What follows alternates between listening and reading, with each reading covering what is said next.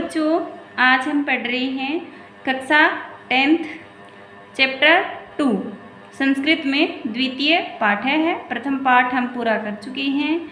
द्वितीय पाठ का नाम है संघे शक्ति ही, संगठन में शक्ति होती है। तो एक कहानी के माध्यम से इसमें समझाया गया है। ये जो कहानी है वो नारायण शर्मा पंडित के द्वारा लिखित है। ऐसा माना जाता है कि पाटलिपुत्र के जो राजा थे उनको जो पुत्र थे उनको नीति शास्त्र का ज्ञान देने के लिए इस ग्रंथ की रचना की गई थी। तो सबसे पहले हम इसका पाठ परिचय पढ़ेंगे। नीति कथा साहित्य हितोपदेश है अन्यतम है ग्रंथ है। नीति कथा साहित्य में हितोपदेश प्रमुख ग्रंथ है। एवं ही सूर्यते, ऐसा सुना जाता है। नारायण शर्मा नाम पंडित है पाटलिपुत्राधिपते सुतान नीतिशास्त्रम बोधितुमिमं ग्रंथम रचयाम, कि नारायण शर्मा पंडित ने पाटलिपुत्र के राजा के पुत्रों को नीति शास्त्र का ज्ञान देने के लिए इस ग्रंथ की रचना की थी। सव मनोज्ञ प्रवाहमय शैल्याः अयं ग्रंथः लोकेषु अति प्रसिद्धम अवाप। अपनी मनोरंजक एवं प्रवाहमयी शैली से यह ग्रंथ संसार में अत्यंत प्रसिद्धि को प्राप्त हुआ। सरस सरल भाष्या अस्मिन् ग्रंथे पंचतंत्र आदि ग्रंथान आधारीकृत्य पशुकथानां संग्रहो अस्ति। सरस एवं सरल भाषा से इस ग्रंथ में पंचतंत्र आदि ग्रंथों को आधार बनाकर पशु कथाओं का संग्रह है। हितोपदेशे चत्वारः परिच्छेदा उपलभ्यन्ते, हितोपदेश के 4 परिच्छेद प्राप्त होते हैं। वो इनके नाम हैं तो मित्रलाभ, सुहृदभेद, विग्रह, संधिश्च। मित्रलाभ, सुहृदभेद, विग्रह और संधि। प्रस्तुतो अयं पाठः मित्रलाभ परिच्छेदस्य प्रथम कथाया संपादितो असौ विद्यते। प्रस्तुत पाठ मित्रलाभ परिच्छेद की प्रथम कथा का संपादित अंश है। अस्मिन् पाठे, इस पाठ में गुरूणाम अवज्ञाया एकी भूयकृत प्रयासस्य च फलं वर्णितम् अस्ति। गुरुओं की अवज्ञा का तथा एकता से किए गए प्रयास के फल का वर्णन है। चित्रग्रीवस्य अवज्ञां कृत्वा कपोता जाल बधा संजाता। चित्रग्रीव की अवज्ञा, अवज्ञा ने अवहेलना करके कबूतर जाल में बंध जाते हैं, फंस जाते हैं। पुनश्च चित्रग्रीवस्य उपदेशेन एक चिति भूयम सन्निहितमें आश्रित्य जालाम आदाय एव उड्डीता। और फिर चित्रग्रीव के उपदेश से संगठित होकर सभी एक समान विचार करके जाल को लेकर ही उड़ जाते हैं। ऐसा एवं पाठस्य उपदेश है, यही इस पाठ का उपदेश है। संघे शक्ति, संगठन में ही शक्ति है। इति वा अथवा संहति कार्य साधिका इति वा, एकता कार्य को सिद्ध करती है।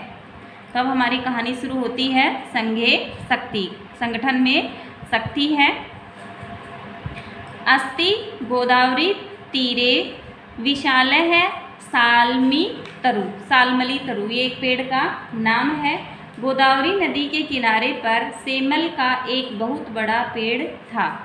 सालमली तरु यानी सेमल का, इसका नाम है सेमल, पेड़ का एक वृक्ष का नाम है ये। नाना दिग्देशागत्य रात्रौ पक्षिणो तत्र निवसन्ति, वहाँ अनेक दिशाओं और देशों से आकर रात में पक्षियों का समूह है निवास करता था। यानी वहाँ पर देशों से और बाहर से पशु आकर रात को रहते थे उस पेड़ के ऊपर। अथ कदाचित अवसनायाम रात्रौ अस्ताचल चुंडावलंबिनी भगवती कुमुदिनी नायके चंद्रम असि लघुपत्नक नामा वायसः प्रबुद्ध है। एक दिन रात समाप्त होने पर देवी कुमुदिनी के स्वामी चंद्रमा ने अस्ताचल की चोटी पर जब विश्राम किया तब लघुपत्नक नामक कौवा जाग उठा। वायसा यानी कौवा। कृतांतमिव द्वितीयम आयांतम व्याधम अपश्यत, उसने यमराज के समान आते हुए एक शिकारी को देखा। व्याधम यानी शिकारी को। तम अवलोक्य अचिंत्यत, उसको देखकर वह सोचने लगा। अद प्रातः रेव अनिष्ट दर्शनम जाता, आज प्रातः काल ही पाप दर्शन यानी अपशकुन का दर्शन हुआ। न जाने किम अनि अनभिमतं दशिष्यति, पता नहीं क्या अनिष्ट होगा। अतः तद अनुसारेण कर्मेण व्याकुल च अस्ति, इसके बाद व्याकुल होकर वह उसके पीछे पीछे चल पड़ा। कौन? कौवा। अथ तेन व्याधेन तंडुलकणान विकीर्यम जालम विस्तीर्णम, फिर उस शिकारी ने चावलों के कणों को बिखेर कर जाल फैलाया। स च प्रश्नो भूत्वा स्थित, और स्वयं छिपकर बैठ गया। तस्मिनेव काले चित्रग्रीव नामा कपोत राजय सपरिवारो वियति विसर्पन् तान तंडुलकणान अवलोक्यामास या अपश्यते की बात है। उसी समय परिवार सहित आकाश में उड़ते हुए चित्रग्रीव नाम के कबूतरों के राजा ने बिखरे हुए चावलों के कणों को देखा है। पश्यत देखा है, अवलोकित भी देखा। तत् कपोत राजा तंडुल कण लुब्धान कपोतान प्रति आह एकथत। इसके बाद कबूतरों के राजा चित्रग्रीव ने चावलों के लोभी कबूतरों से कहा, कुतो अत्र निर्जने वने तंडुलकणानां संभव, इस जन रहित अर्थात सुनसान जंगल में चावल के कण कहाँ से आए। तनि रूपेताम तावत, तो पहले इसको देखो। भद्रम इम न पश्यामी, मतलब इसको अच्छी तरह से देखो कि चावल हैं कहाँ से आए। सर्वथा अविचारितम कर्म न कर्तव्यम, मैं इसको कल्याणकारी नहीं देख रहा हूँ, या मेरे सब प्रकार से ये अकल्याणकारी दिख रहा है। तो कभी भी बिना विचार करे कोई काम नहीं करना चाहिए, यानी मैं कल्याण ये अच्छा नहीं देख रहा हूँ कि बिना विचार किए हमें कोई काम नहीं करना चाहिए। एतद्वै वचनम श्रुत्वा कश्चित् कपोत सदर्पम आह एकथ्यत, ये वचन सुनकर कोई कबूतर अहंकार युक्त बोला, ईर्षि घृणी त्वत् संतुष्ट क्रोधनो नित्य संकित है, पर भाग्योपजीवी न सडेते दुख है भागिन है।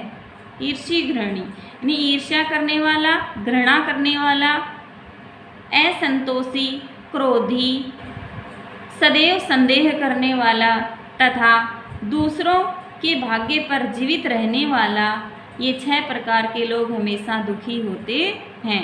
यानी अपने जो उनका जो स्वामी था कबूतरों को राजा, उसको वो ऐसा सुनाते हैं। ततश्रुत्वा कपोत राजस्य शंका च अनादृत्य सर्वे कपोता तत्रोपविष्टा, उसके वचन सुनकर और कबूतरों के राजा की शंका का अनादर करके सभी कबूतर चावलों के कणों को चुगने के लिए वहाँ पर बैठ गए। उपविष्टा यानी बैठ गए खाने के लिए।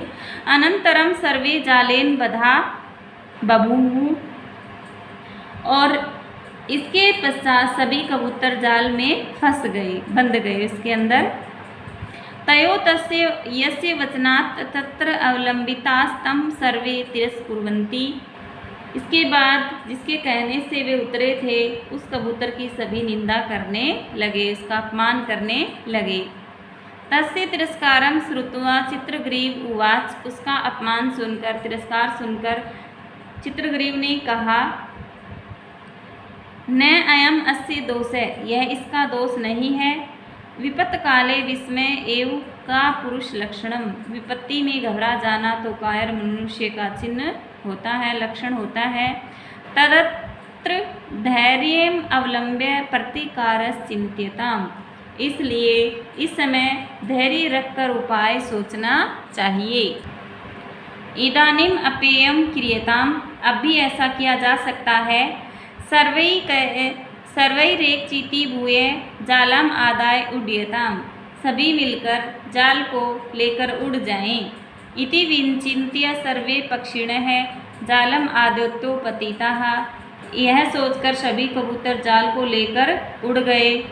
अनंतरम स व्याधः सुदूर जालापहारकान् तान् अवलोक्य पश्चात् धावनम् अकरोत्, इसके बाद वह शिकारी जाल को लेकर उड़ने वाले कबूतरों को दूर से देखकर उनके पीछे दौड़ने लगा। ततस्तेषु चक्षु विषयार्थी कारांतेषु पक्षिषु स व्याधो निवृत्त, तत्पश्चात जब वे पक्षी आँख से ओझल हो गए, यानी बहुत दूर चले गए, स व्याधो निवृत्तो, वह शिकारी भी लौट गया। अतः ए उच्यते, इसलिए कहा जाता है, अल्पानाम अपि वस्तुनाम संहति कार्य साधिका। अल्पानाम यानी छोटी छोटी वस्तुओं का संगठन मजबूत हो जाता है।